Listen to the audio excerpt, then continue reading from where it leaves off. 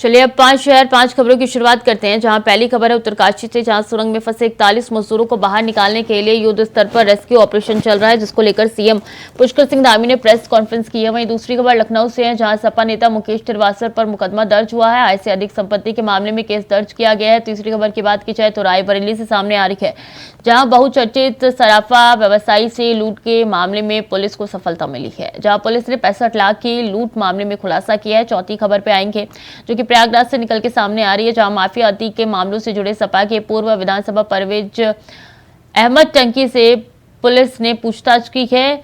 वहीं पांचवी खबर लखनऊ से, जहां विधानसभा का शीतकालीन सत्र 28 नवंबर से शुरू होना है। बता दें कि 66 साल बाद विधानसभा सत्र नए नियमों के साथ होगा। और उत्तरकाशी से बड़ी खबर है, सीएम धामी ने प्रेस कॉन्फ्रेंस की है, रेस्क्यू ऑपरेशन पर जानकारी दी है। हम सभी मजदूरों की चिंता है, सीएम धामी ने कहा है। अगर मशीन खराब हो गई है, कल तक निकाल ली जाएगी मशीन और कल सुबह के बाद मैनुअली काम होगा। तो रेस्क्यू ऑपरेशन पर जानकारी दी है सीएम पुष्कर सिंह धामी ने। उन्होंने प्रेस कॉन्फ्रेंस किया, प्रेस कॉन्फ्रेंस करके उन्होंने जानकारी दी है कि कल तक मशीन निकाल ली जाएगी, फिर उसके बाद मैनुअली काम होगा, यानी कि अभी मजदूर बाहर आएंगे इसकी उम्मीद नहीं जताई जा सकती। और लगातार ये रेस्क्यू ऑपरेशन जारी है।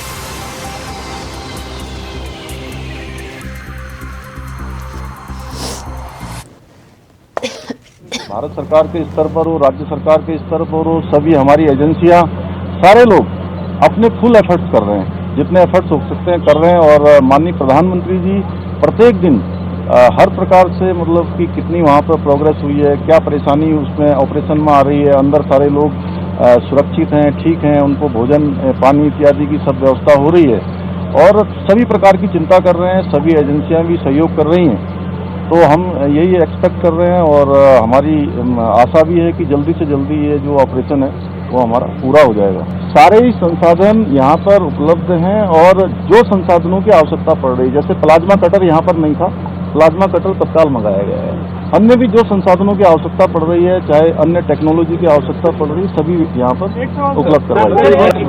कंपनी की तरफ से एक गलती है इसके अंदर। देखिए, ऐसा है कि हम सारी चीज़ों को सारी चीज़ें ध्यान में हैं, लेकिन उसके बावजूद हमारा सारा ध्यान इस पर है कि पहले हमारे जो भाई वहाँ अंदर हैं उन सबको बाहर निकाला जाए। उसमें आप सबका भी सहयोग अपेक्षित है। ड्रिलिंग कब से स्टार्ट की जाएगी? समय सीमा उसकी वर्टिकल ड्रिलिंग कब से स्टार्ट की जाएगी? नहीं, वर्टिकल ड्रिलिंग के लिए जो है आज से ही जो है उस पर काम शुरू हो गया है। एक मिनट मेरी बात सुनिए, मैंने आपको वो सब स्थिति बताई है। मैं आपको कोई घुमा फिरा के बातें नहीं बता रहा हूँ, क्योंकि आप लोगों को मैं जानता हूँ कि बहुत चिंता है जो अंदर हमारे भाई हैं और हम लोग सब लोग उसके लिए प्रयास कर रहे हैं। इसलिए मैंने वो बात बताई है जो अभी वर्तमान में स्थिति है। जो टेक्निकल चीज़ें हैं, जो भी ड्रिलिंग से लेकर कितनी प्रोग्रेस हुई है, कितना क्या और प्रयास हो रहे हैं, कितना और जो है टेक्नोलॉजी की आवश्यकता है, विशेषज्ञों को और बुलाने की आवश्यकता है, कौन कौन इस पर काम कर रहे हैं, इस पर हमारे जो ब्रीफिंग होती है रोज की, उस ब्रीफिंग में आपको सारा विस्तार से बता दिया जाएगा। और आज रात तक पूरी रात भर काम चलेगा। आज ये जो कटर है हमारा प्लाज्मा कटर, वो शाम तक पहुंचेगा। अभी क्या है कि हम लगभग 1 घंटे में 1.5 मीटर काट पा रहे हैं और उसके आने के बाद 1 घंटे में हम 4 मीटर लगभग काट पाएंगे। तो उससे बहुत आसानी से जल्दी जो है हमारा ये 30 मीटर जो बचा हुआ है वो हमको लगता है कि 7-8 घंटे में कट जाएगा। उसके कटते ही मैनुअली अंदर जाएंगे और 1 मीटर 1 घंटे का मैनुअली जो है उसको करने के बाद उसको पाइप को पुश करने का काम शुरू होगा। तो ये मान के चलिए कि जल्दी से जल्दी हो, अगर कोई हर्डल ना आए। जिस प्रकार से आप लोग सहयोग बनाए हुए हैं उसको हम लोग देखिए, ऐसा है, हम लोग क्योंकि ऐसे स्थान पर हैं कि यहाँ से हमारे सबके बीच में अगर सकारात्मक भाव रहेगा तो आवाज अंदर तक जाएगी। ऑप्शन पर हम काम कर रहे हैं और अभी हैदराबाद से आगर मशीन को काटने के लिए प्लाज्मा जो कटर है, प्लाज्मा कटर मंगाया जा रहा है। वो भी शाम तक जॉली ग्रांट एयरपोर्ट पर पहुंच जाएगा और रात तक यहाँ पर आने से वो जल्दी, और जो कटिंग का काम है वो जल्दी होगा। तो हम भी भगवान से भी प्रार्थना कर रहे हैं कि जल्दी से जल्दी हो और आप लोगों का भी बहुत सहयोग रहा है सभी का यहाँ पर। और मैं ये जानता हूँ कि आप लोग भी कठिन परिस्थिति में यहाँ पर लगातार पिछले जिस दिन से ये आपदा की स्थिति बनी है, आप सभी लोग काम कर रहे हैं। और तो मुख्यमंत्री को आप सुन रहे थे, उनकी तरफ से कहना है कि कार्य लगातार जारी है और जल्द से जल्दी काम पूरा हो जाएगा। अभय लगातार हमारे साथ बने हुए हैं। अभी मौके पर आप मौजूद है, क्या स्थिति नजर आ रही है? क्योंकि यहाँ पे सीएम तो साफ तौर पे कह रहे हैं कि आज जो अंदर मशीन टूटी हुई है वो बाहर आ जाएगी, उसको बाहर निकाल लिया जाएगा और कल से मैनुअली काम शुरू होगा। तो जो मशीन से काम अभी तक हो रहा था, 12 से 13 दिन हो चुके हैं, मैनुअली काम में कितना काम आगे बढ़ेगा, कितना और समय लगेगा? जी बिल्कुल, अगर समय की हम बात करते हैं तो समय की बाध्यता या समय की कोई ऐसा टाइम लिमिटेशन यहाँ पर नहीं किया जा सकता है कि इतने घंटे में या इतने दिन में काम पूरा यहाँ पर हो जाएगा, क्योंकि जो वहाँ की जो स्थिति है वो काफी कह सकते हैं कि भिन्न है। जो अगर मशीन यहाँ पर काम कर रही है उसका जो ब्लेड पाइप के अंदर जो जाता है उसको यहाँ पर कह सकते हैं कि वो टूट चुका अंदर से सही तरीके से। ये कह सकते हैं कि जो हडल आए थे जो लोहे के सरिया उसके रास्ते में थी, इनके चलते यहाँ पर खराब हो चुका है और अब उस ब्लेड को प्लाज्मा कटर से यहाँ पर उसको काटने का काम यहाँ पर किया जाएगा जो मैनुअली होगा। अभी ये कह सकते हैं कि प्लाज्मा कटर यहाँ नहीं पहुंचा। हैदराबाद से विशेष प्लाज्मा कटर आज देर शाम तक जलीघाट एयरपोर्ट तक यहाँ पर पहुंचेगा। देर रात में एक प्लाज्मा कटर को लाने की उम्मीद जताई जा रही है। तो अगर वो सही समय पर यहाँ पर पहुंचते हैं तो कल मैनुअली उस प्लाज्मा कटर से उस ब्लेड को काटने का काम यहाँ पर किया जाएगा जो अंदर पाइप में फंसी हुई है और उनको काटने में भी कह सकते हैं कि लगभग 3 से 4 घंटे का समय दौरान यहाँ पर लग सकता है अगर कोई बदल बीच में ना आए। तो ये समझा जा सकता है कि कल का दिन भी किसी बात से यहाँ पर व्यतीत हो सकता है कि जो परेशानियां जो बाधाएं अभी आई है उन बाधाओं को कैसे दूर किया जा सकता है। दूसरा जो विकल्प था कह सकते हैं कि यहाँ पर जी बिल्कुल, अब देखना होगा कि और कितना वक्त लगता है, कितना और इंतजार। बहुत बहुत धन्यवाद आपका तमाम जानकारियों के लिए। और सपा नेता मुकेश कुमार श्रीवास्तव की मुश्किलें और बढ़ती हुई नजर आ रही है। बता दें कि बहुचर्चित NRHM घोटाले में आरोपित मुकेश श्रीवास्तव विजिलेंस की खुली जांच में आय से 59.74% अधिक धन खर्च करने के दोषी पाई गई है। साथ ही विजिलेंस ने बहराइच की प्रयागपुर सीट से कांग्रेस के विधायक रह चुके मुकेश श्रीवास्तव के विरुद्ध भ्रष्टाचार निवारण अधिनियम के तहत मुकदमा दर्ज किया है। मुकेश श्रीवास्तव वर्ष 2017 में कांग्रेस छोड़कर सपा में शामिल हो गए थे। वो वर्ष 2017 और साल 2022 में सपा के टिकट पर बहराइच से विधानसभा चुनाव लड़े थे और उन्हें हार का सामना करना पड़ा था।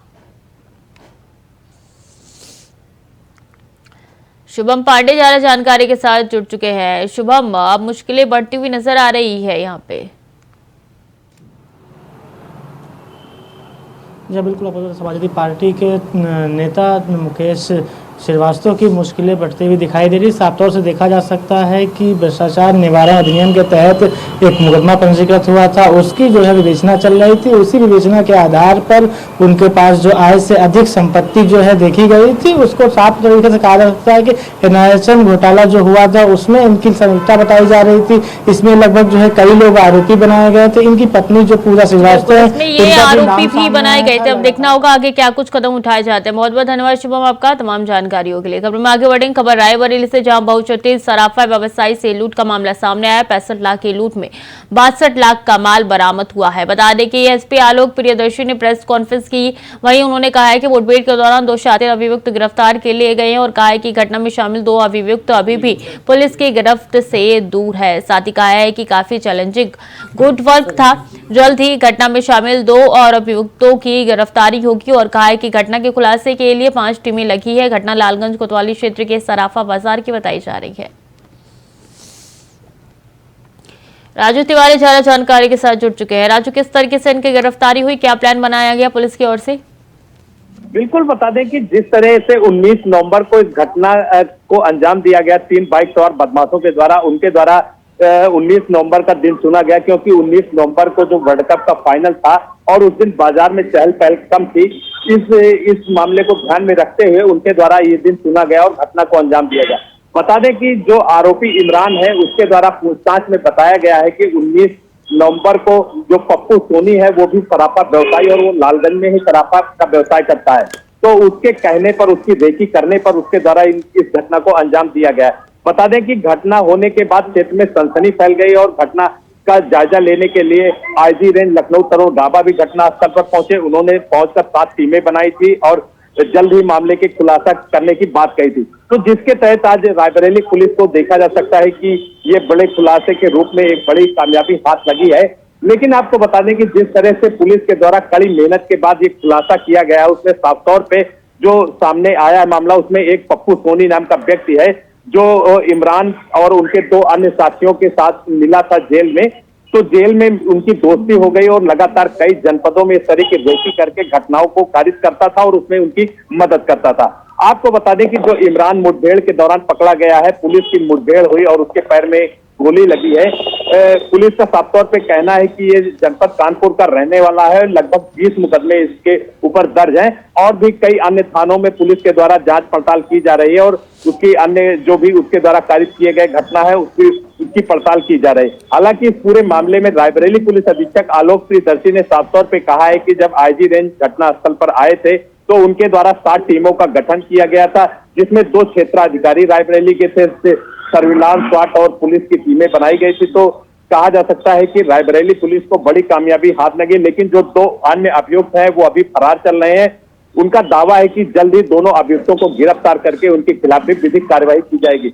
लेकिन आपको बता दें कि क्षेत्र में लगातार सवाल उठ रहे थे पुलिस की कार्यशैली पर, लेकिन जिस तरह का खुलासा हुआ है कहीं न कहीं क्षेत्रीय लोगों में संतोष व्याप्त है और लोगों का साफ तौर पे कहना है कि सही खुलासा पुलिस के द्वारा किया गया है। और सबसे बड़ी बात जो है, जो एक सराफा व्यवसायी पूरे मामले में सामने पप्पू सोनी आया है, तो उसको लेकर बिल्कुल देखना होगा बाकी 2 आरोपियों को कब तक गिरफ्तार किया जाता। बहुत बहुत धन्यवाद आपका तमाम जानकारियों के लिए राजू। खबर में आगे बढ़ेंगे। उत्तर प्रदेश के प्रयागराज में आतंक का प्राय रह चुका माफिया अतीक अहमद का भले ही अंत हो चुका हो, लेकिन उसके गुर्ग हरकतें कर रहे हैं। प्रशासन ने माफिया अतीक अहमद के गैंग के खात्मे के लिए प्रयागराज पुलिस की ऑक्टोपस टीम का गठन किया है। जानकारी के अनुसार प्रयागराज पुलिस की टीम ने समाजवादी पार्टी के नेता और पूर्व विधायक हाजी परवेज अहमद उर्फ परवेज टंकी से लंबी पूछताछ की है। बता दें कि पूर्व विधायक से माफिया अतीक की बेनामी संपत्तियों को लेकर पूछताछ की गई है। साथ ही इस दौरान पुलिस ने हाजी परवेज अहमद से करीब 3 घंटे तक पूछताछ की। शोएब रिजवी ज्यादा जानकारी के साथ जुड़ चुके हैं। शोएब, 3 घंटे पूछताछ हुई है, कौन कौन से सवाल सामने रखे गए थे? देखिए, बिल्कुल निश्चित तौर पर जिस तरह से प्रयागराज की टीम लगातार माफिया के खिलाफ जो अभियान चला रही है और खासतौर से अतीक से जुड़े लोगों को खंगाल रही है, खासतौर से अतीक और असद की जब पुलिस कस्टडी में हटते हुए उसके बाद उसकी बेनामी संपत्तियों को ये पता लगाने की कोशिश है, उसने ऑक्टोपस की एक स्पेशल टीम बनाई थी जिसने परवेज जो टंकी के नाम से मशहूर है, ये पूर्व विधायक है, समाजवादी पार्टी से रहे हैं, उनसे पूछताछ की गई है। इनसे तमाम सवाल पूछे गए क्योंकि ऐसा बताया जा रहा है कि अतीक से बहुत करीबी रहे हैं। बिजनेस में इनका किस तरह से उनके साथ कोई गठबंधन तो नहीं रहा है, या जो बेनामी संपत्तियां हैं उसके बारे में इनके पास कितनी जानकारियां हैं, इन सब जानकारियों को निकालने की कोशिश की जा रही है। इसीलिए लंबी पूछताछ की गई है। सूत्रों के हवाले से ये बातें निकल कर आ रही हैं कि कई ऐसी जानकारियां हैं जिससे आगे और भी लोगों से पूछताछ की जा सकती है। कुछ संपत्तियों के बारे में भी पता चला, इस तरह की जानकारियां निकल कर आ रही हैं। तो पिछले कुछ दिनों में जिस तरह से ये ऑक्टोपस टीम जो पुलिस कमिश्नर रमेश शर्मा ने बनाई है वो बहुत तेजी से काम कर रही है, एक पूरी प्लानिंग के तहत काम कर रही है और खासतौर से उनके जो लिंक्स हैं उनको खंगालने की कोशिश कर रही है।